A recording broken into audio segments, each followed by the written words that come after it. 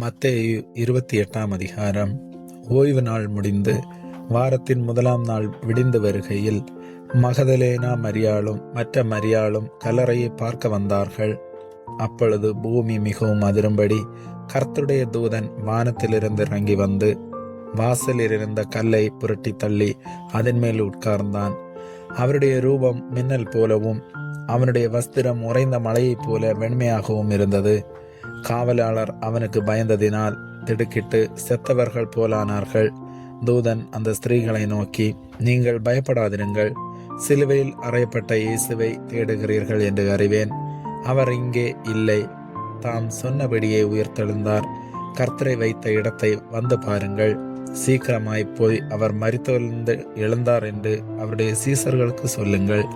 அவர் உங்களுக்கு முன்னே கலிலேயாவுக்கு போகிறார், அங்கே அவரை காண்பீர்கள். இதோ உங்களுக்கு சொன்னேன் என்றான்.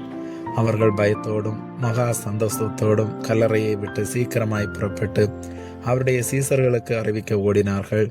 அவர்கள் அவருடைய சீசர்களுக்கு அறிவிக்கப் போகிற போது இயேசு தாமே அவர்களுக்கு எதிர்பட்டு வாழ்க என்றார். அவர்கள் கிட்ட வந்து அவர் பாதங்களை தழுவி அவரை பணிந்து கொண்டார்கள். அப்பொழுது இயேசு அவர்களை நோக்கி, பயப்படாதிருங்கள், நீங்கள் போய் என் சகோதரர் கலிலேயாவுக்கு போகும்படி அவர்களுக்கு சொல்லுங்கள், அங்கே அவர்கள் என்னை காண்பார்கள் என்றார்.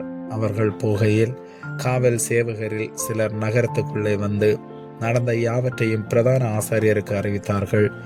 இவர்கள் மூப்பரோட கூடி வந்து ஆலோசனை பண்ணி சேவகருக்கு வேண்டிய பணத்தை கொடுத்து, நாங்கள் நித்திரை பண்ணுகையில் அவனுடைய சீசர்கள் ராத்திரியிலே வந்து அவனை களவாய் கொண்டு போய்விட்டார்கள் என்று சொல்லுங்கள். இது தேசாதிபதிக்கு கேள்வியானால் நாங்கள் அவரை சம்மதப்படுத்தி உங்களை தப்புவிப்போம் என்றார்கள். அவர்கள் பணத்தை வாங்கி கொண்டு தங்களுக்கு போதிக்கப்பட்டபடியே செய்தார்கள். இந்த பேச்சு யூதருக்குள்ளே இந்நாள் வரைக்கும் பிரசித்தமாயிருக்கிறது. 11 சீசர்களும் கலிலேயாவிலே இயேசு தங்களுக்கு குறித்திருந்த மலைக்கு போனார்கள். அங்கே அவர்கள் அவரை கண்டு பணிந்து கொண்டார்கள். சிலரோ சந்தேகப்பட்டார்கள்.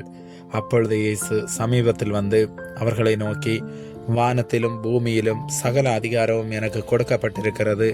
ஆகையால் நீங்கள் புறப்பட்டு போய் சகல ஜாதிகளையும் சீசராக்கி பிதா குமாரன் பரிசுத்த ஆவியின் நாமத்தினாலே அவர்களுக்கு ஞானஸ்நானம் கொடுத்து நான் உங்களுக்கு கட்டளையிட்ட யாவையும் அவர்கள் கைகொள்ளும்படி அவர்களுக்கு உபதேசம் பண்ணுங்கள்.